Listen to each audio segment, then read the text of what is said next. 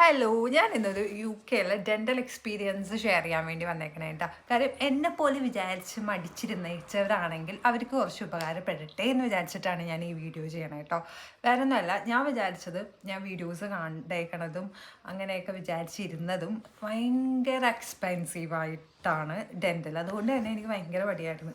നാട്ടിൽ പോകുമ്പോൾ പോവാമെന്ന് വിചാരിച്ച് ഞാൻ ഇരുന്നേച്ചു. അതിവിടെ വന്നിട്ട് എനിക്ക് തോന്നുന്നു 3 ഇയേഴ്സായി. അപ്പോൾ ഇത്രയും നാളെ ഞാൻ ഡെൻറ്റിസ്റ്റിനെ കാണെങ്കിലും നാട്ടിൽ പോകാമെന്നുള്ള മെൻറ്റാലിറ്റി ആയിരുന്നു. പിന്നെ എനിക്ക് ഞാൻ ജസ്റ്റ് ഒന്ന് ഡെൻറ്റിസ്റ്റിനെ ഇവിടെ കാണാൻ വേണ്ടി പോയി. NHSൽ രജിസ്ട്രേഷൻ കിട്ടാൻ കുറച്ച് ടഫായിരിക്കും. ഞാൻ വർക്ക് ചെയ്യണത് അടുത്തായതുകൊണ്ടും ഞാൻ ഫാർമസിയുടെ അടുത്ത് തന്നെ ആയിരുന്നു എൻ്റെ NHSൻ്റെ ഡെൻ്റൽ. അപ്പം അവർ ഫസ്റ്റ് ഞാൻ നോർമലി ചെന്നപ്പോൾ എനിക്ക് അപ്പോയിൻമെൻ്റ് ഒന്നും തന്നില്ല. ഞാൻ അവിടെ വർക്ക് ചെയ്യാൻ അവിടുത്തെ സ്റ്റാഫാണ് ഫാർമസിയിലെന്ന് പറഞ്ഞപ്പോൾ എനിക്ക് അപ്പോയിൻമെൻറ്റ് കിട്ടിയത്. അപ്പോൾ അപ്പോയിൻമെൻറ്റിൻ്റെ കാര്യം എനിക്ക് കറക്റ്റ് അറിയില്ല. ബട്ട് എനിക്ക് അപ്പോയിൻമെൻറ്റ് കിട്ടിക്കഴിഞ്ഞിട്ട് ഞാൻ ഡോക്ടറെ കാണാൻ വേണ്ടി പെട്ടെന്ന് തന്നെ എന്തോ ഭാഗ്യത്തിന് എനിക്ക് നെക്സ്റ്റ് വീക്ക് തന്നെ അപ്പോയിൻമെൻറ്റ് കിട്ടി.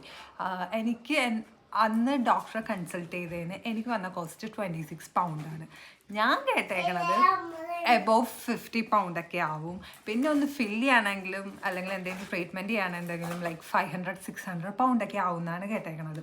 അത് കഴിഞ്ഞിട്ട് ഇവരെനിക്ക് ഫില്ലിങ്ങിന് 2 ടൂത്തിൻ്റെ ഫില്ലിങ്ങിന് അപ്പോയിൻമെൻറ്റ് പിറ്റേ ഒരു 2 വീക്സ് കഴിഞ്ഞിട്ട് എനിക്കവർ തന്ന് അതെനിക്ക് കോസ്റ്റ് ചെയ്തേക്കണം. ഞാൻ ട്രീറ്റ്മെൻറ്റ് കഴിഞ്ഞിട്ട് ഞാൻ വന്നിരുന്നിട്ട് ഈ വീഡിയോ ചെയ്യണം കേട്ടോ. എനിക്ക് കോസ്റ്റ് ആയത് 46 പൗണ്ട് വിത്ത് ക്ലീനിങ്ങും കൂടിയാണ് എനിക്ക് അവർ കോസ്റ്റ് ചെയ്തേക്കുന്നത്. NHS ആണ്, ഇവിടുത്തെ പ്രൈവറ്റ് അല്ല. അപ്പോൾ എന്നെപ്പോലെ തെറ്റിദ്ധരിച്ചിരിക്കുന്ന ആൾക്കാർക്ക് ഈ ഉപകാരപ്പെടട്ടെ എന്ന് വിചാരിച്ചിട്ട് ഒരു ഇൻഫോർമേറ്റീവ് വീഡിയോ ആയിട്ട് ഞാൻ ചെയ്തതാണ് കേട്ടോ. ഞാൻ കുറേ വീഡിയോസ് കണ്ടിട്ടുണ്ട്. അത് ഓരോ ആൾക്കാരുടെ അഭിപ്രായമാണ്. അതിൽ ഡെൻ്റൽ ഫില്ലിങ്സ് കിട്ടുമ്പോൾ അത് വാങ്ങിച്ച് തന്നെ ചെയ്യുന്നവരുണ്ടല്ലോ അറിയാതെ.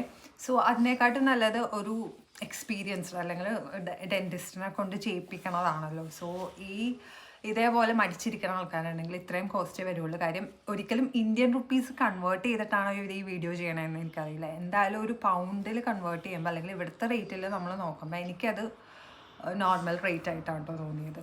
അതുകൊണ്ടാണ് ഞാൻ ഈ വീഡിയോ ചെയ്യണത്. ഓരോ ആൾക്കാർക്കും ഓരോ അഭിപ്രായമായിരിക്കും. Anyways, so that's it.